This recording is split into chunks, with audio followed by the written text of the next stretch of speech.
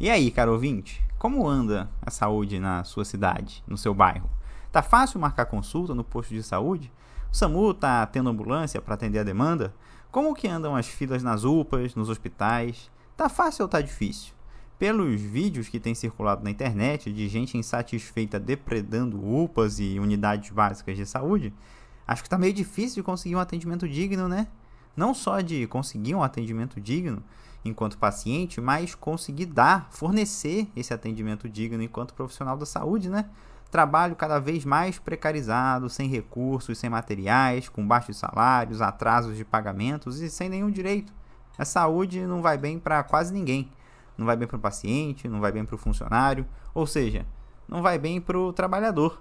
Mas essa história não é de hoje, né? Essa história se repetiu em 2024, em 2023, em 2013, em 2003, em todo o século XXI e desde que o SUS nasceu.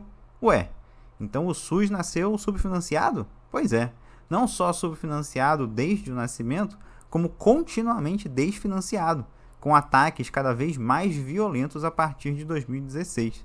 O SUS nunca teve um financiamento adequado, para dizer bem a verdade. E essa história que eu vou contar para vocês hoje é a história de um projeto de destruição da saúde do povo brasileiro, carregado por anos, às vezes mais intenso, às vezes mais suave, mas sempre presente. Eu sou Adriel Abreu, médico emergencista, e esse é mais um episódio em defesa do SUS. Vamos lá?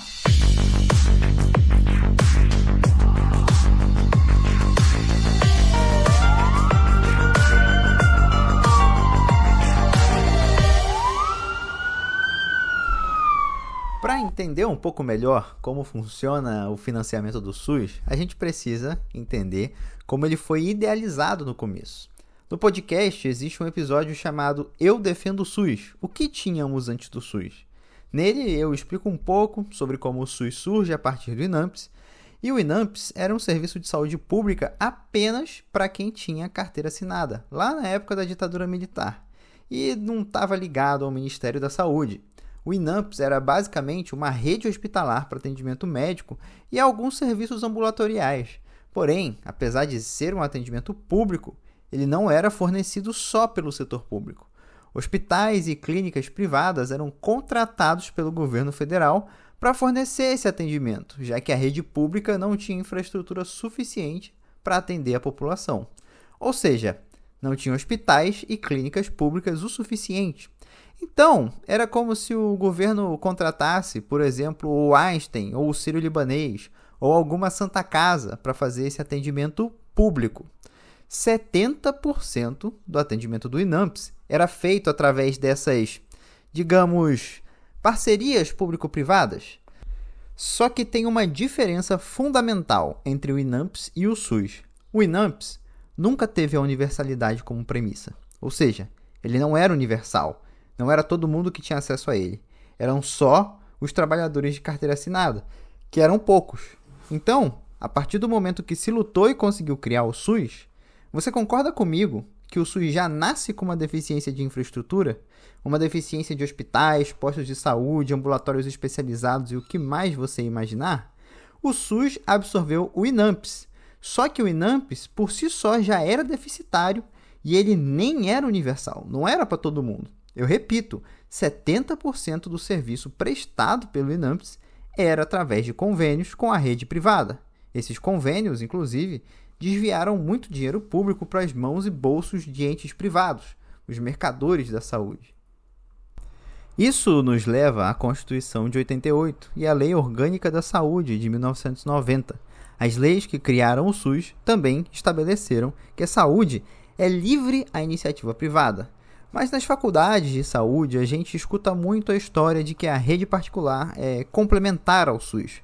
Isso vem justamente dessas leis que estabeleceram que a rede privada seria complementar. Ou seja, caso houvesse insuficiência do SUS para atender as demandas dos pacientes, poderia se contratar a rede privada para fornecer o atendimento que o SUS não forneceria. Daí a complementariedade.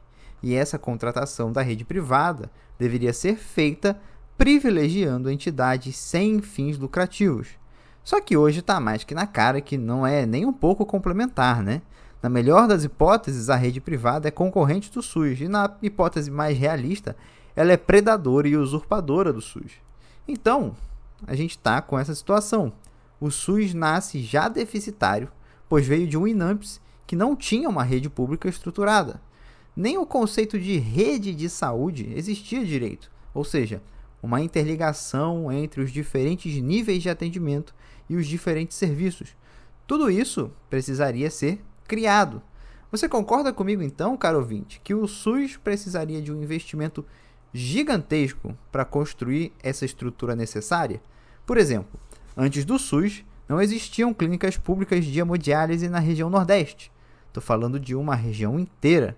Precisou de investimento para levar, dentro de uma década de criação do SUS, mais de 40 clínicas de hemodiálise divididas pelos 8 estados da região.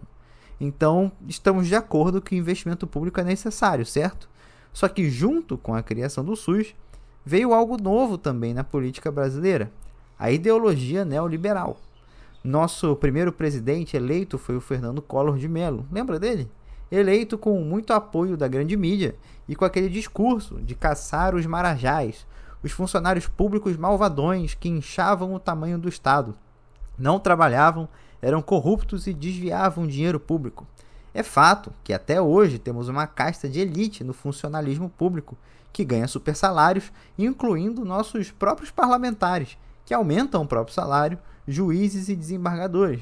Mas esses nunca foram ameaçados de perder dinheiro. O fato é que Collor inaugurou uma política de desmonte do Estado e diminuição de sua participação na vida do povo. Política essa que foi seguida por todos os governos que vieram depois, sejam eles de esquerda ou de direita. Então, o SUS surge num momento de contradição. De um lado, a necessidade de crescimento e maior participação do Estado na saúde, criação de hospitais públicos, unidades básicas de saúde, prontos socorros, maternidades, clínicas de diálise, política nacional de vacinação, saneamento básico, vigilância sanitária e epidemiológica, concurso público para a área da saúde, formação de recursos humanos. De outro lado, uma política deliberada de desestatização, privatização, abertura para o mercado e tratamento da saúde como uma mercadoria. Quem será que iria vencer essa disputa ideológica? Uma das questões do SUS, quando ele nasceu, era qual seria a fonte de financiamento. Qual seria o orçamento do SUS? O dinheiro que vai para a saúde pública provém do orçamento da Seguridade Social. Esse orçamento é dividido entre 3 funções: ações de assistência social, previdência social e saúde. Ficou definido, então, pela regra da Constituição Federal de 88, que 30% dos recursos do orçamento da Seguridade Social seriam destinados à saúde. Essa regra valeria até a elaboração da Lei de Diretrizes Orçamentárias, a LDO. A regra de destinar 30% dos recursos do orçamento da Seguridade Social para a saúde entrou nas LDO dos anos seguintes, mas essa regra nunca foi cumprida. Os 30% nunca chegaram no bolso do SUS. Daí, já é o nosso primeiro subfinanciamento. Parte desse orçamento era destinado a pagar despesas de outras áreas, como dívida pública. Daí, em 1991, no plano plurianual, seria destinado 25% do orçamento da Seguridade Social para a saúde. Já é menos dinheiro e, novamente, não foi cumprido, destinando parte desse montante para pagar outras demandas como a dívida pública. Em 1993, a Lei Orçamentária Anual destinou 15,5% do orçamento da Seguridade Social para a saúde. Bem, novamente, menos. Fazendo a pesquisa desses orçamentos, para mim parece que os parlamentares pensaram assim: era para ser 30%, foi menos, deu para levar, então agora vamos meter 25%. Foi menos de novo e deu para levar novamente. Então agora vamos meter um 15%. Então, ano após ano, menos foi sendo destinado à saúde. E olha só, esses 15,5% também não foram cumpridos. Está percebendo aqui o projeto de subfinanciamento? Em 1993, inclusive, o Ministério da Saúde precisou tomar dinheiro emprestado dos recursos do Fundo de Amparo ao Trabalhador para conseguir pagar suas despesas. Em 1994, tentou-se passar uma lei destinando 30% do orçamento da Seguridade Social para a saúde. mas o projeto foi vetado. É o projeto neoliberal a todo vapor, para impedir a saúde pública de qualidade. Para tentar compensar, nos anos de 93 e 94 ficou em vigor um imposto provisório sobre a movimentação financeira. A justificativa era de que a arrecadação desse imposto financiaria a saúde. Porém, a lei que cria o imposto não vinculava nem obrigava a utilização do dinheiro arrecadado com saúde. Você já sabe, né? Foi ou não foi usado o dinheiro para outros motivos que não a saúde. Para piorar a situação financeira da saúde, além do veto de 30% do orçamento da Seguridade Social para a saúde, foi criada em 94 a desvinculação de receitas da União, que você vai ouvir por aí como DRU. Essa palhaçada foi a oficialização do desvio de verbas do SUS, mas não só do SUS, da educação e da Previdência Social também. Sabe quando eu estava falando que os recursos do SUS estavam sendo usados para pagar outras despesas, como a dívida pública? A DRU oficializa isso. Ela permitiu inicialmente que 20% dos recursos destinados à saúde, educação e previdência social fossem utilizados em outra despesa que o governo considere prioridade, ou para formar superávit primário, ou para pagar juros da dívida pública. E piora, no começo, só o governo federal poderia fazer uso da DRU. Porém, depois de 2016, os estados e municípios também poderiam fazer uso desse desvio de verba da saúde para outras coisas, assim como aumentou o teto de 20% para 30% dos recursos, ou seja, subfinanciamento crônico, estrutural e legalizado. Bem, vamos recapitular, porque a gente está em uma situação já complicada para a saúde e a gente nem chegou no século atual. O SUS surge sem um financiamento definido. Daí, o que é definido nunca é realizado efetivamente. E ano a ano, o que fica sendo definido é menor. 30%, 25%, 15,5%. Daí, é vetada a proposta definitiva de 30% do orçamento da Seguridade Social e logo em seguida é criado um imposto que deveria ser para a saúde, mas que não tem obrigatoriedade legal para tal. Depois, cria-se uma lei que legaliza a retirada de recursos da saúde para outras funções. Complicado ter uma saúde de qualidade assim, quando o investimento para a criação de uma rede pública de saúde deveria ser máximo. Sigamos então com essa história subfinanciada. Em 1997 foi restabelecido aquele imposto provisório sobre movimentação financeira, agora chamado de CPMF. Porém, aquela obrigatoriedade com os gastos em saúde nunca existiu, e esse imposto durou até 2007. No ano 2000, foi aprovada a Emenda Constitucional 29. Ela fixa os valores mínimos que cada ente federado deveria destinar à saúde. Os estados, 12% do arrecadado via impostos. Os municípios, 15% do arrecadado via impostos. A União, ou seja, o governo federal, o valor gasto em 1999, mais 5%. E estabelecia que, do ano de 2001 em diante, o valor empenhado seria o do ano anterior, corrigido pela variação do PIB. E alguns pontos importantes para trazer sobre essa lei. Existe uma diferença importantíssima entre o valor empenhado e o valor efetivamente pago, o valor gasto. Quando alguém fala muito de valor empenhado, é porque quer te enganar. O valor empenhado é a promessa do que vai ser pago. É o dinheiro reservado para aquela função. É o governo falando, vamos investir X em saúde. Só que o valor realmente pago quase sempre é menor do que o empenhado. Outra coisa, o governo dizer que vai gastar no ano 2000 o que foi gasto no ano de 1999 mais 5% é partir da ideia de que o que foi gasto em 99 foi suficiente, mas não foi. Acabei de mostrar para vocês aqui como que ano após ano o SUS já estava sendo subfinanciado. E aí, quando se fala que nos anos seguintes vai ser gasto o valor do ano anterior corrigido pela variação nominal do PIB, novamente, parte da ideia de que o que foi gasto anteriormente era um valor ok, só que não é. Só para você entender, a variação nominal do PIB é tipo assim, o PIB cresceu 2%, então o valor gasto na saúde no ano que vem vai ser o gasto nesse ano mais 2%. É muito pouco ainda assim. E a coisa mais bizarra quando a gente considera que em 2003 foi aprovada a Resolução 322 pelo Ministério da Saúde e o Conselho Nacional de Saúde, que especificava quais as despesas poderiam ou não ser classificadas como ações e serviços públicos de saúde. É isso mesmo que você ouviu. Até aquele ano, muitas coisas eram consideradas ações e serviços públicos de saúde quando não deveriam ser. 15 anos desde a criação do SUS até essa resolução, sem uma definição clara do que era uma ação ou serviço de saúde. Imagina só quanta verba não foi desviada por essa falta de definição. Por exemplo, utilizava-se os recursos do SUS para atendimento de clientela fechada, serviços exclusivos, por exemplo, para servidores públicos. Seria como se o SUS financiasse o plano de saúde da CACI, que é do Banco do Brasil, ou da Petrobras. São servidores públicos, mas o acesso só é permitido a quem é especificamente esse tipo de servidor. Ou seja, não é universal, como o SUS deve ser. Também era considerado ação ou serviço de saúde a merenda escolar, alimentação em presídios, limpezas de praia, fundos para erradicar a pobreza, entre outras ações. Não que essas ações não sejam importantes para a saúde, mas o ônus financeiro não devia ser do Ministério da Saúde. Seguindo mais um pouco, em 2008 tentaram recriar o CPMF, aquela contribuição sobre movimentação financeira de 1994 e depois de 97 até 2007. Só que dessa vez teria um detalhe: teria a obrigatoriedade para que os recursos arrecadados fossem exclusivamente destinados à saúde. Parece bom, né? Pois é, bom demais para se tornar realidade no Brasil. A proposta foi derrotada no Senado Federal.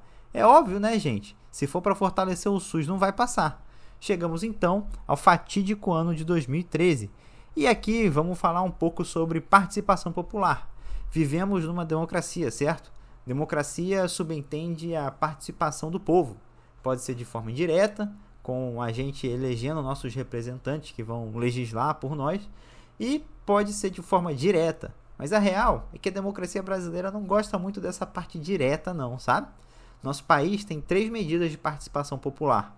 O plebiscito, que é a consulta prévia ao povo sobre uma decisão governamental ou legislativa antes de tomar essa decisão.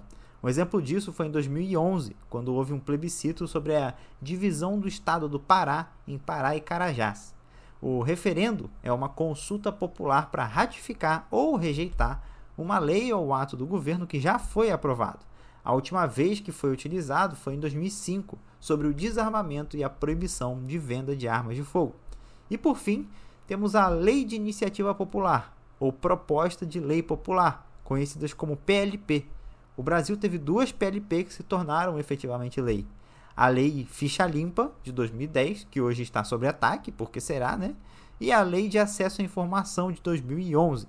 Essa não chegou a entrar como PLP, pois foi encampada pelo governo antes das assinaturas serem formalizadas.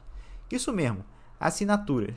Para que uma proposta de lei popular seja apresentada diretamente pela população, ela tem que ter pelo menos assinaturas de 1% do eleitorado nacional, em pelo menos 5 estados. Para se ter noção do requisito, o tamanho do eleitorado brasileiro em 2024 era de 156 milhões de pessoas. Logo, 1% seria 1.560.000 assinaturas. Há 4 projetos de lei de iniciativa popular que estão parados ou que foram rejeitados no Congresso. A Lei contra a Corrupção Eleitoral, de 1999, que visava criminalizar o abuso de poder econômico nas eleições, mas foi arquivada, né? Por que será? A Lei do fim do voto secreto no Congresso, que não avançou, e a Lei da regulamentação do home office no serviço público, que está em tramitação. E a nossa importantíssima Lei Saúde Mais 10, a PLP 321 de 2013. Veja, esses projetos populares carregam a perspectiva de melhorar a nossa democracia e combater corrupção. Ficha limpa, acesso à informação, lei contra a corrupção eleitoral, fim do voto secreto no Congresso, mas elas encontram bastante resistência e deturpações. Com o projeto Saúde Mais 10, foi a mesma coisa. O projeto era para resolver o subfinanciamento do SUS. Foi a PLP que teve o maior número de assinaturas de todas as PLPs, com quase 3 milhões de assinaturas. A ideia era destinar 10% da receita corrente bruta da União para a saúde pública. Além disso, estamos falando de 2013, já tínhamos os royalties do pré-sal. A ideia seria que a saúde pública poderia ser turbinada se fosse garantidos 10% da RCB, que é a receita corrente bruta, mais 25% dos royalties do pré-sal.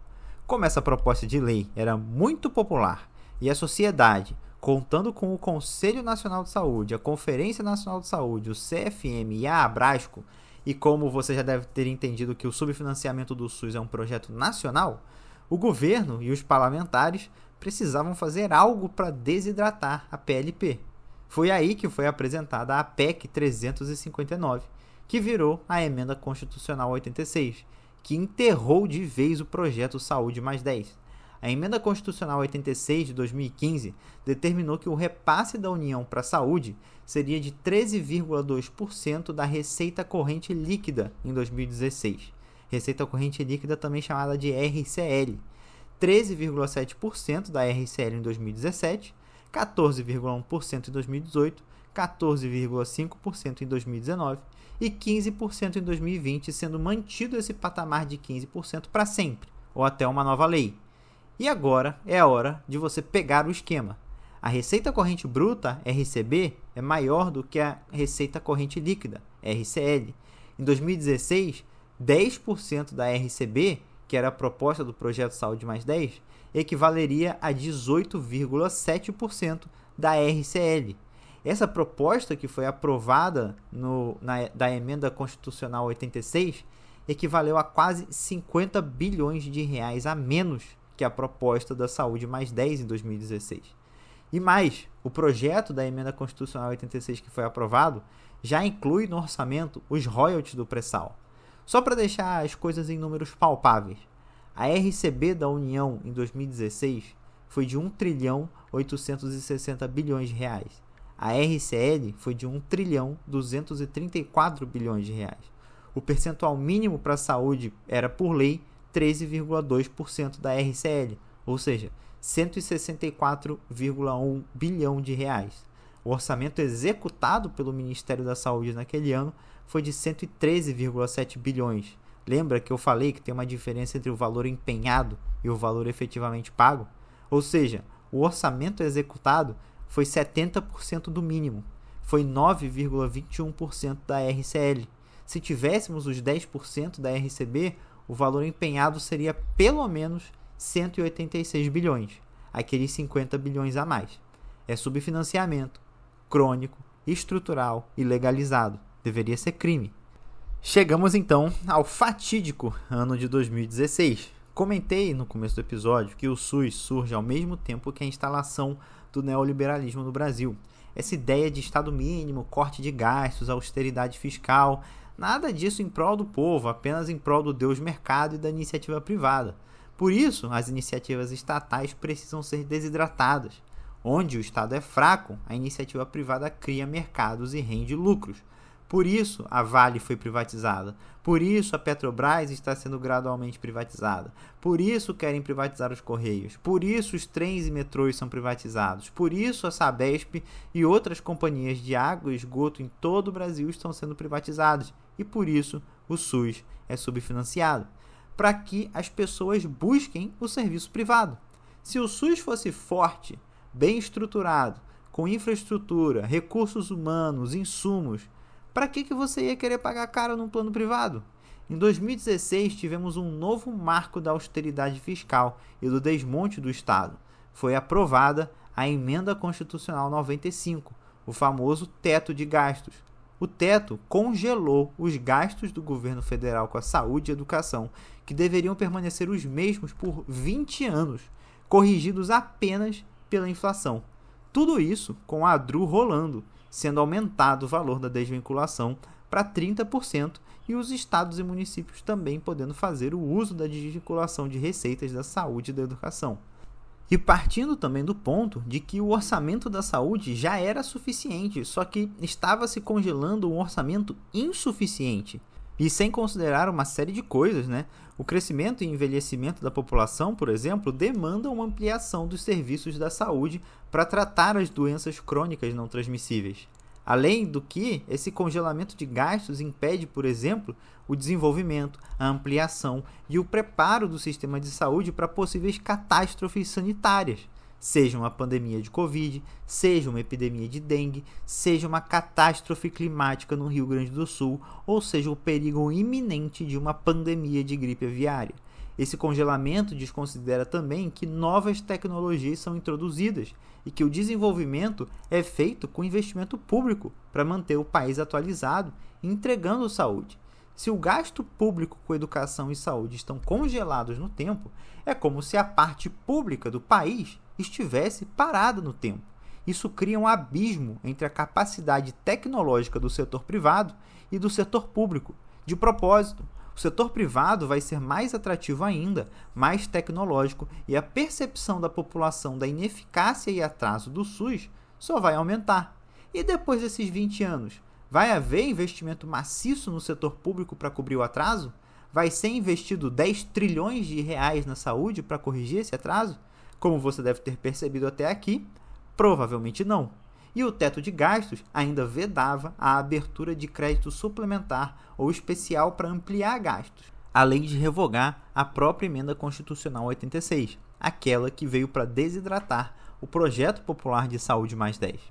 Apesar do teto de gastos, em 2020 tivemos o início da pandemia de Covid. Foi impossível respeitar esse teto tanto no ano de 2020 como de 2021. Como esse furo no teto ocorreu nesses 2 anos, em 2022 ele também não foi muito bem respeitado. A disponibilização de dinheiro para a saúde aumentou um pouco em 2020 e 2021, mas já voltou a cair em 2022. Veja, caro ouvinte, acho que todos aqui concordam que o gasto em saúde deveria sim ter aumentado, mas talvez ele não devesse ter caído, certo? Se vimos que é possível aumentar o gasto e o país não quebrar, por que não continuamos aumentando? Até porque, uma vez que passamos por uma pandemia, passamos a ter novas demandas, sejam elas tecnológicas, sejam elas por inovação em novas vacinas e pesquisa científica, seja pela pouco falada Covid longa, seja pelos impactos da saúde mental pela pandemia, seja pelo represamento de demandas em saúde em geral, que já era mal atendida, como, por exemplo, a fila de cirurgias eletivas e o atendimento às doenças crônicas não transmissíveis. E aqui chegamos ao ano de 2023. A promessa era que o teto de gastos acabaria. Realmente ele não existiu em 2023, que foi um ano em que o orçamento teve um crédito extraordinário, garantido pela PEC de transição. Mas, repito, sempre insuficiente para a saúde. E aí foi apresentado o novo projeto, o Teto de Gastos 2.0, a Lei Complementar 200 de 2023, o arcabouço fiscal. O arcabouço fiscal, apesar de não congelar os gastos, como foi feito com o teto de gastos, coloca uma rigidez no crescimento possível, que põe em risco os investimentos mínimos na saúde e educação. E por isso, você vai ouvir muito defensor da saúde e da educação falando que o arcabouço fiscal ataca os pisos constitucionais da saúde e educação. Piso constitucional da saúde é aquele valor de 15% da receita corrente líquida. Agora, com o arcabouço fiscal, que só regula as despesas primárias, ou seja, o orçamento fiscal, cultura, ciência e tecnologia, educação, seguridade social, que inclui saúde, e não regula outros gastos como o pagamento de juros da dívida pública. O investimento em saúde e áreas primárias passa a funcionar assim. O país tem uma meta primária para cumprir, ou seja, está estabelecido que o país tem que ter um superávit primário de 2% do PIB. Ou, por exemplo, ter um déficit primário de no máximo 0,25% do PIB. Beleza. Se o país cumpre essa meta, as despesas primárias, para simplificar aqui, o quanto vai crescer o gasto com saúde e outras despesas, pode crescer o valor da inflação mais 70% da variação da receita primária. Tá confuso? É de propósito, mas eu explico. Se a receita primária cresceu 10 bilhões de reais, as despesas primárias podem aumentar 7 bilhões, além da variação da inflação. Porém, se a meta não for atingida, as despesas só podem ter um crescimento real de metade da variação da receita. Então, a receita primária cresceu 10 bilhões de reais, mas a meta não foi atingida. Logo, o gasto primário só pode crescer 5 bilhões de reais. Mas sempre tem um mais para piorar tudo. Existe um limite para o crescimento de 2,5% ao ano. Então, vamos supor que o Brasil bate a meta. A receita primária aumenta 10 bilhões. Teoricamente, o gasto primário poderia crescer então 70%. 7 bilhões, né?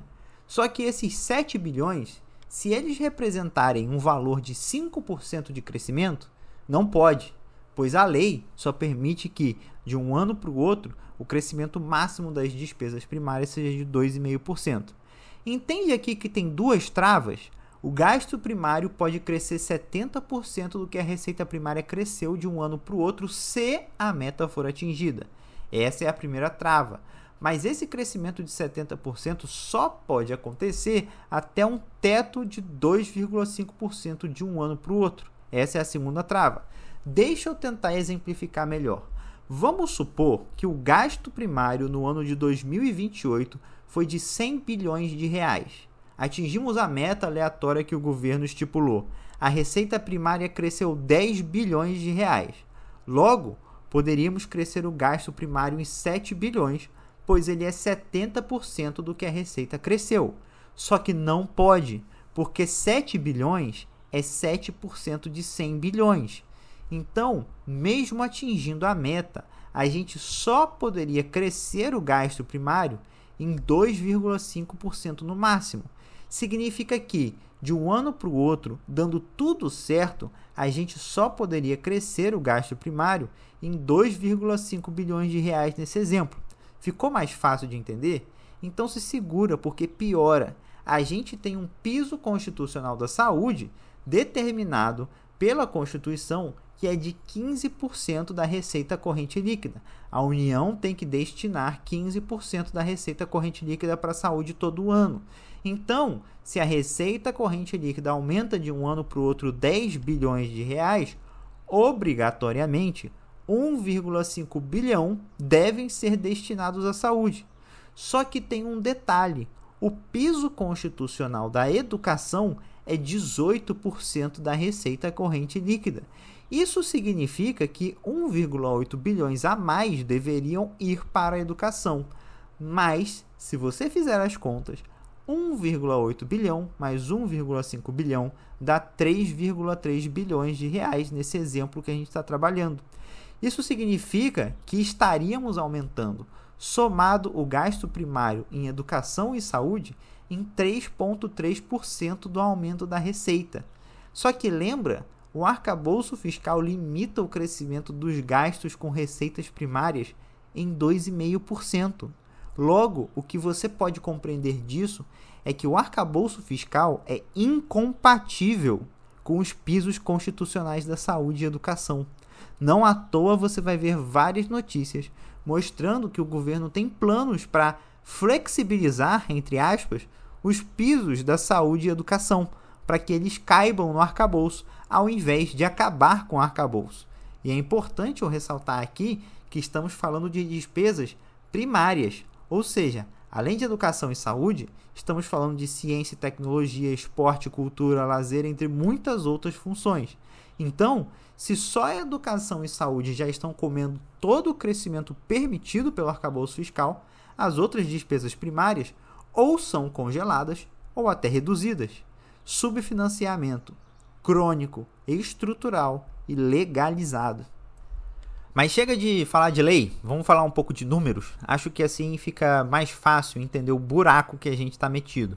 Eu peguei os números da saúde de 2013 a 2024. 2013 porque é o ano que eu entrei na faculdade de medicina. E aí a gente pega 3 anos, de 2013 a 2015, onde vigorava a emenda constitucional 29, depois 2016, que vigorou a emenda constitucional 86, depois 2016 em diante teve o teto de gastos, mais a pandemia, e daí 2023, PEC de transição, e 24, teto de gastos, e vocês vão ver que não muda muita coisa, tirando a pandemia, o quanto foi gasto em saúde. E a gente vai falar aqui de União, ou seja, governo federal, dos gastos de saúde de 3 estados, São Paulo, Rio de Janeiro e Sergipe, que eu escolhi porque eu nasci em um, me formei em outro e trabalho em outro. Sim, esses são meus critérios. E depois 3 cidades de cada um desses estados. E vocês vão ver coisas absurdas dos gastos com saúde pública. Então vamos lá. O dado mais recente e completo que eu achei dos gastos da União com saúde são 2014, então não vai ter 2013. Nesse ano o Brasil gastou 91 bilhões de reais em saúde. Em 2024 foram 215 bilhões. É um crescimento de 2,3 vezes. Só que os gastos são sempre vinculados à receita corrente líquida, lembra? Em 2014, o valor desse orçamento era de 12,38% da receita corrente líquida. Em 2024, foi de 14,96% da corrente líquida. Daí, já vemos que não foi muito esse crescimento que aconteceu em 2024, já que ainda está 0,04% abaixo daquele determinado de 15% da receita corrente líquida. Olha, de 2014 até 2024, tivemos 5 anos de gastos abaixo de 15% da RCL. 2014 a 2016, que ainda não era obrigatório os 15%. Depois, em 2017, a gente gasta exatamente 15% da RCL com saúde. 15,22% em 2018. Depois, 2019, ano pré-pandemia, esse gasto cai para 14,76%. E aí, nos anos da pandemia, 2020 e 2021, a gente gastou 20,49% e 24,16% da RCL com saúde, respectivamente. Sendo que grande parte desses valores foram para comprar vacinas e ventiladores mecânicos. Em 2022, volta a cair para 15,16% da RCL, 15,8% em 2023 e 14,96% agora em 2024. Então, a gente pode ver que esse mínimo de 15% é fortemente seguido no sentido de vamos fazer o mínimo. Lembra lá no começo que eu falei de como o SUS surge saindo de um INAMPS que não tinha nem universalidade e nem uma estrutura adequada para atender quem ele se dispunha a atender e que o nosso investimento deveria ser máximo? Então, está faltando esse máximo. Quando a gente considera que o orçamento geral da União, a saúde representa em média apenas 3,86% de todo o gasto que a União vai ter no ano. 3,86%. É só isso. Olhando esses gastos, a gente tem que ter em mente no que o governo federal está colocando dinheiro. Na estruturação do SUS, a ideia era fazer uma descentralização, ou seja, passar o controle total da saúde que ficava com a União para uma divisão entre a União, os estados e os municípios. A ideia seria de que os municípios ficassem com a saúde básica e de baixa complexidade, e a esfera federal com a alta complexidade, assim como ações nacionais, como vigilância e vacinação. Então, desse orçamento da saúde na esfera federal, o governo gasta, em média, 20% para a atenção básica. Um exemplo, em 2024, o orçamento da saúde foi de 2.015 bilhões e 900 milhões de reais. O valor destinado à atenção básica foi de 47 bilhões e 742 milhões de reais. Na média e alta complexidade, que são hospitais e ambulatórios especializados, esse montante representa cerca de 42%, 86 bilhões de reais. Beleza, então 42% para média e alta complexidade e 20% para básica, gastos pela União. Está sobrando 38% para o resto então, né? Quanto que o governo gasta com vigilância sanitária e epidemiológica? Coisas importantíssimas para controle de doenças, epidemias, saneamento básico, entre outros, né? Uma média de 5,33%. Na verdade, 4,68% do orçamento, se a gente desconsiderar os anos de pandemia. Bem, eu espero que isso seja compensado pelos estados e municípios, porque parece muito pouco, né? Quanto do orçamento da saúde está sendo direcionado para a formação de recursos humanos? Bem, menos de 1%. Vamos esperar, de novo, que os estados e municípios estejam compensando, né? E todas as outras funções de saúde ficam nesse patamar, 1%, 2%, 0%. Mas tem uma que se destaca, a administração geral. Essa consome, em média, 11% do orçamento, sendo que em 2020 consumiu 30% do orçamento, sendo maior que o gasto em saúde básica e quase a mesma coisa que foi gasto em média e alta complexidade. Em 2021, também, 13,95% do orçamento foi para a administração. E o estranho é que os gastos com a administração não seguem muito bem uma lógica, sabe? Todos os gastos principais, atenção básica, alta e média complexidade, eles vão crescendo ano após ano, exceto em 2021 para 2022, que acabou o extra da pandemia e os gastos caíram, o que por si só já é um absurdo. Mas a administração geral não segue lógica nenhuma. Por exemplo, em 2014 o governo gastou 10 bilhões de reais com a administração, representando 11% do orçamento. Em 2015, 10 bilhões de novo. Em 2019, 8 bilhões, 6,9% do orçamento. No ano seguinte, o ano da pandemia, 47 bilhões, 29% do orçamento. Em 2022, no ano seguinte da pandemia, 7,2 bilhões, menor do que o que foi gasto em 2019. Ué? Em 2023, 14,5 bilhões, 8,10% do orçamento. E agora, em 2024, 6,3 bilhões, menos que 3% do orçamento. Não segue lógica nenhuma, sobe, desce, sobe, desce. Se a saúde está crescendo, seriam necessárias mais funções administrativas, não? Então, o gasto em administração deveria ter um certo crescimento esperado, ou eu estou errado? Então, frente a essa confusão, eu fui perguntar para diferentes inteligências artificiais o que seria o gasto com a administração geral. A resposta que eu tive resume em algo mais ou menos assim. A administração geral é gestão de pessoal, manutenção de estruturas administrativas, atividades de apoio, logística e infraestrutura básica, planejamento e gestão em saúde. E a inteligência artificial ainda me deu um a mais. Abre aspas. Muitos governos alocam despesas genéricas nessa subfunção, o que pode dificultar a análise do gasto real em ações de saúde pública. Fecha aspas. Ah, tá explicado. Vamos rezar para que tal fato não ocorra também no âmbito estadual e municipal, né? Então, recapitulando até aqui. Nosso insuficiente orçamento da saúde do governo federal, a despeito do espectro político de quem estava na presidência, focava em ações de média e alta complexidade, um pouco em atenção básica, quase nada em vigilância sanitária e epidemiológica, muito menos em formação de recursos humanos e um montante um tanto quanto estranho em administração geral. Tivemos um pouco de aumento dos recursos na época da pandemia, com grande parte desses recursos alocados em administração geral, e só. Já voltou a cair o investimento. Então, como está a situação dos estados? Vamos olhar primeiro para São Paulo, o estado mais rico do país e com mais recursos. Só uma coisa antes. Se você quiser ver esses dados por si próprio e até procurar dados sobre outros estados e cidades, é só digitar no Google Relatório Resumido de Execução Orçamentária da cidade ou estado X que você deseja procurar. Então, segundo a lei, os estados devem gastar 12% da RCL na saúde. São Paulo gastou, em 2013, 17 bilhões e 600 milhões com saúde, 13,58% da RCL. Em 2024, 38 bilhões e 200 milhões, 15,20% da RCL.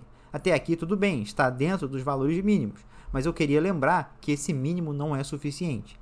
E aí, lembra que eu falei também que os gastos do governo federal com vigilância epidemiológica e sanitária, aspectos fundamentais da saúde, eram baixos e que estava com a esperança de que os gastos dos estados fossem maiores? São Paulo gastou menos de 1% em todos os anos, de 2013 a 2024, com vigilância. O único ano que gastou 1,18% do orçamento da saúde em ações de vigilância foi 2021, o pior ano da pandemia. O gasto de 2024 foi de 0,15% do orçamento de 38 bilhões de reais. Gastou módicos 60 milhões de reais em vigilância sanitária e epidemiológica. Para você ter noção, em 2013, São Paulo gastou 74 bilhões de reais em vigilância. Ou seja, passaram 10 anos e o gasto diminuiu 20%. Em relação à formação de recursos humanos, é a mesma coisa. 2013 foram gastos 21 milhões de reais. O pico foi em 2017 e 2018, quando o gasto foi de 230 milhões nos 2 anos. E depois, 2019, 8 milhões. Isso é 0,03% do orçamento da saúde para aquele ano. E nos anos seguintes, só parou de computar os gastos com recursos humanos. Ok, então o grosso do gasto está no quê? Não está em saúde básica, uma vez que o gasto em saúde básica pelo estado de São Paulo ficou na média de 1,65% do orçamento. Não dá nem 1 bilhão de reais no ano de 2024 daquele orçamento de 38 bilhões.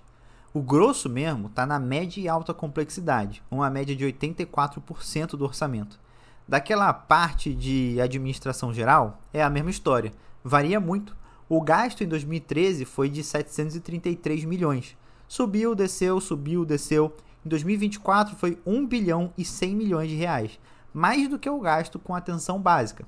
O engraçado é que o mesmo valor foi gasto em 2015, 2016, 2017 e 2021, pior ano da pandemia. Então, não dá para saber exatamente o que é administração geral. Agora, se eu te perguntar, quem tem mais dinheiro, São Paulo ou Rio de Janeiro? São Paulo, certo? Então, São Paulo deveria gastar mais com a administração geral do que o Rio, né? Pois é, os gastos com a administração geral, no valor total, são iguais nos dois estados, mesmo eles tendo tamanhos e orçamentos absurdamente diferentes. São Paulo gastou em 2024 1,1 bilhão em administração. O Rio de Janeiro, 1,3 bilhão. Quando a gente vai para vigilância e formação de recursos humanos, a coisa se repete. É basicamente 0% do orçamento do estado do Rio nessas áreas. Saúde básica no estado do Rio de Janeiro, também investimento de 0% quase todos os anos, salvo 2017, que foi de 10%. No relatório resumido de execução orçamentária do Estado do Rio, para o ano de 2024, está descrito que o valor gasto com saúde básica foi de R$0. Quando eu estou falando 0%, é porque é tipo 0,00 alguma coisa. Mas não, em 2024 foi 0 mesmo, R$0. O grosso mesmo fica com média e alta complexidade, com média de 74% do orçamento, sendo o restante majoritariamente a administração geral. O pior é que o Rio de Janeiro tem um orçamento para a saúde muito reduzido em comparação aos outros. Lembra que o mínimo era de 12% da receita corrente líquida? Na maioria dos anos, o Rio de Janeiro só gastou 9 a 10% da receita corrente líquida em saúde. Sergipe, a história se repete. 0% para vigilância, 0% para saúde básica, valores aleatórios e altos para administração, 0% para formação de recursos humanos e o grosso sendo em média e alta complexidade. Sergipe gasta cerca de 17% da receita corrente líquida em saúde. Bem, se o governo federal não gasta com vigilância, formação de RH e os estados, além de não gastarem com isso, também não gastam em atenção básica, então eu suponho que essa demanda seja suprida pelos municípios, certo?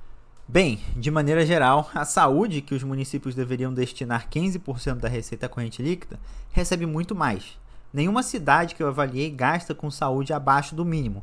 Muito pelo contrário, a cidade de São Gonçalo, no Rio de Janeiro, chegou a gastar em 2024 55% da receita corrente líquida com saúde. Niterói, também no Rio de Janeiro, aí foi a pior, gastando em torno sempre dos 15% e teve um ano que chegou a gastar 13%. Mas vejamos se elas atendem às demandas que os estados não atendem. Vamos começar pelo estado de São Paulo, cidade de Campinas. Vigilância, novamente, 0 a 3% do orçamento. Formação de RH, 0. Saúde básica, de 0% em 2014 a um pico de 25% em 2019. 2024 era 21% do orçamento. Média e alta complexidade, carro-chefe novamente, de 40% a 58%. E aí, em administração geral, aquela confusão de novo. 470 milhões gastos em 2013, representando 50% do orçamento da saúde naquele ano. Sendo que em 2024 gastou menos da metade, 208 milhões, representando 10,30% do orçamento. É meio doido esses gastos com a administração geral, né? A cidade de São Carlos, por incrível que pareça, gasta só 2% com a administração geral, 46% com média e alta complexidade, 1% com vigilância e 45% com saúde básica, sem dados para formação de recursos humanos. Cidade de São Paulo, a administração geral é aquela bagunça. Média e alta complexidade está em torno de 35%, vigilância 1%, formação de RH 0% e saúde básica 45%. Quando a gente vai para as cidades do Rio de Janeiro, a mesma coisa se repete. Bagunça nos dados de administração geral, com Niterói chegando a gastar em 2019 72% do orçamento da saúde em administração. Vigilância não passa de 3% no melhor dos cenários e o grosso estando ou em administração ou em média e alta complexidade. Só que tem município, como o de Duque de Caxias, que gasta menos de 5% em atenção básica. Niterói gastava menos de 20% nos anos analisados e São Gonçalo menos que 30%. As cidades de Sergipe seguem a mesma lógica de subfinanciamento das atividades de vigilância e formação de recursos humanos, a mesma bagunça em administração geral, com a cidade de Aracaju gastando 148 milhões em 2013 e só 41 milhões em 2024.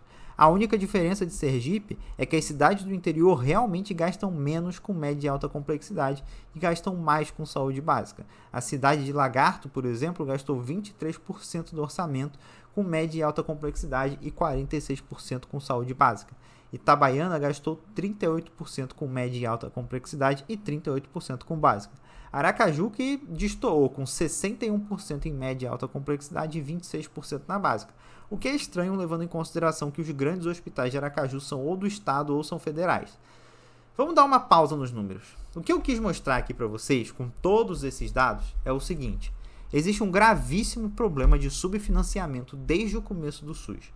O SUS, como eu disse no começo, precisava de um investimento máximo para a criação de uma rede de saúde pública eficaz que desse conta da demanda de toda a população, uma vez que se propôs a ser um sistema universal.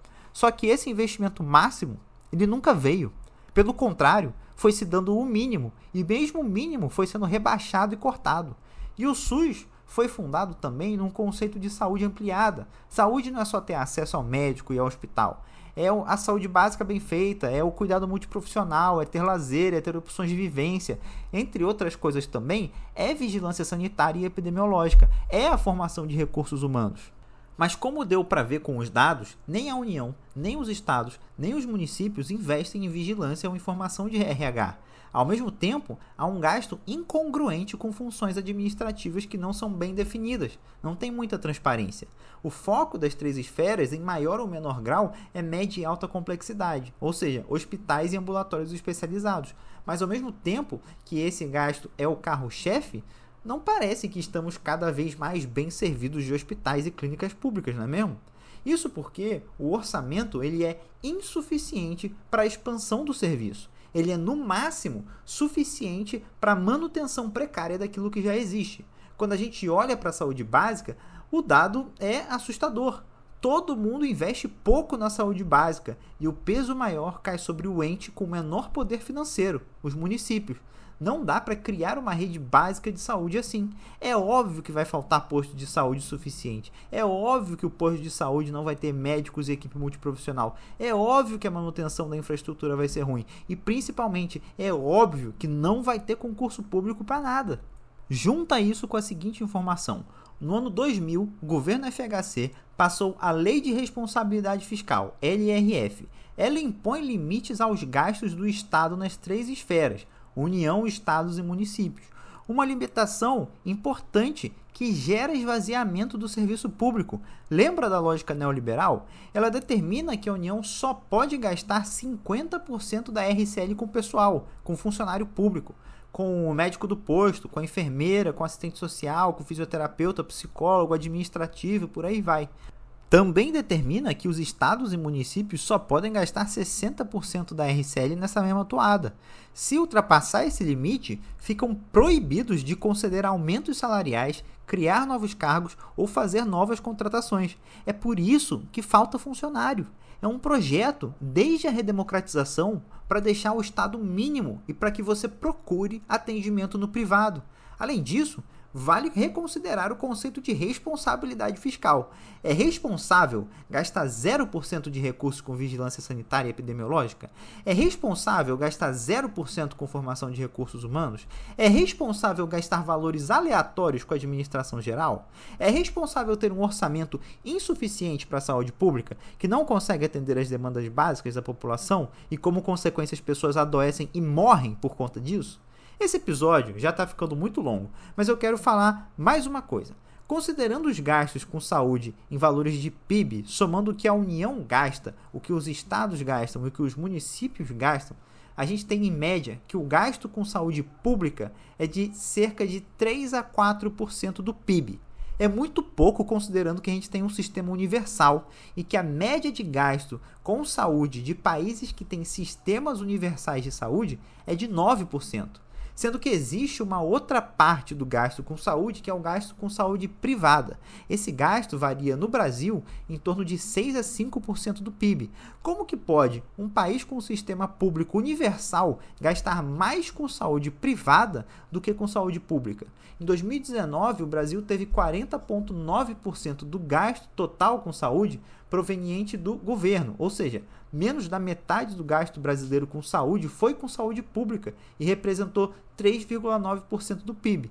O segundo gasto foi com planos e seguros de saúde, representando 31,1%, sendo 3% do PIB. E a última parte foi o pagamento direto do bolso das famílias, em um total de 24,9%, sendo 2,4% do PIB.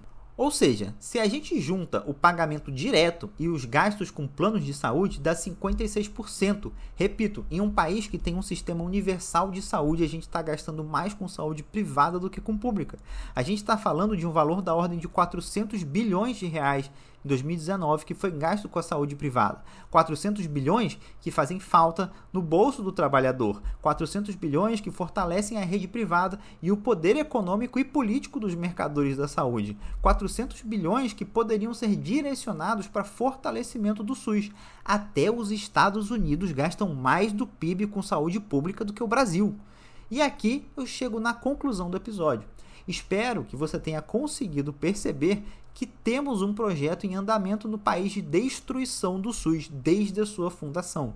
Esse projeto tem se acelerado nos últimos anos, com propostas de criação de planos mínimos de saúde que não cobrem nem o básico regulado pela ANS e com as parcerias público-privadas e as organizações sociais de saúde entregando cada vez mais pedaços do SUS para a iniciativa privada. O SUS nunca teve um financiamento adequado e mesmo assim ele salva vidas. Porém, é importante sempre termos em mente que esse projeto parte de uma premissa ideológica, que é a ideologia neoliberal, que promove a austeridade fiscal, o corte de gastos.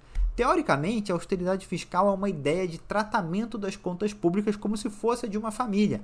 Não pode gastar mais do que você ganha. Mas não é assim que um país que tem moeda soberana funciona.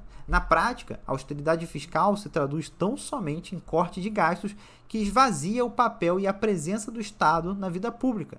A população passa a não ter contato diariamente com o Estado, através dos serviços públicos. E quando tem, o serviço público está tão desidratado, tão sucateado, que o contato que o povo tem com aquilo que é público é uma merda.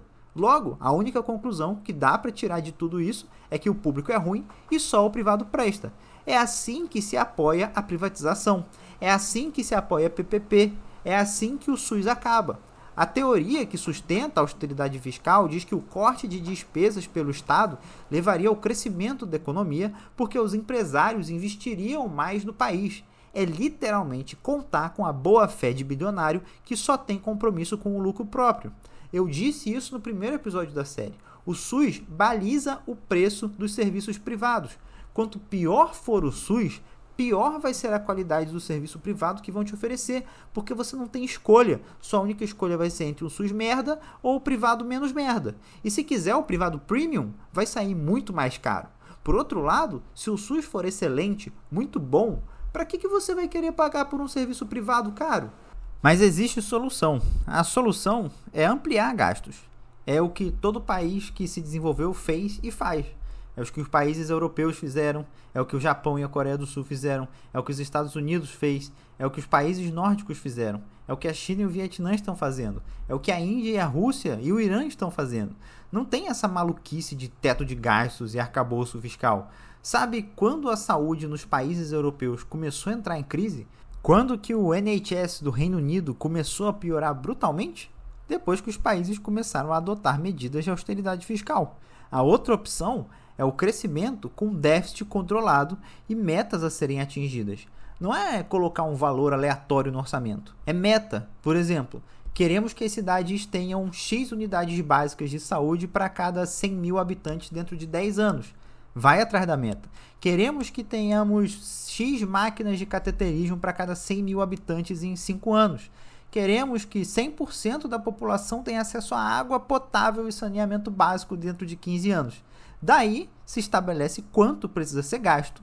E digo mais, não é como se esse investimento fosse dinheiro perdido. População com mais saúde é população que consegue trabalhar mais e melhor, que gira a economia. Investimento em saúde e infraestrutura gera emprego, é gente que dá retorno na economia. Cortar gastos só diminui a economia. Então, caros ouvintes, para vocês que chegaram até aqui, meu muito obrigado e fica a mensagem final. Toda vez que faltar médico, enfermeiro, material, medicamento, lembre-se desse desfinanciamento. Toda vez que alguém morrer porque não teve atendimento, lembre-se desse desfinanciamento. Toda falta de leito, toda falta de vaga de UTI, toda ambulância sem manutenção, toda equipe reduzida, toda falta de concurso público, toda vida que acaba por falta de acesso, subfinanciamento estrutural, crônico e legalizado devia ser criminoso. Eu fico por aqui. Esse foi mais um episódio em defesa do SUS e eu espero vocês na próxima.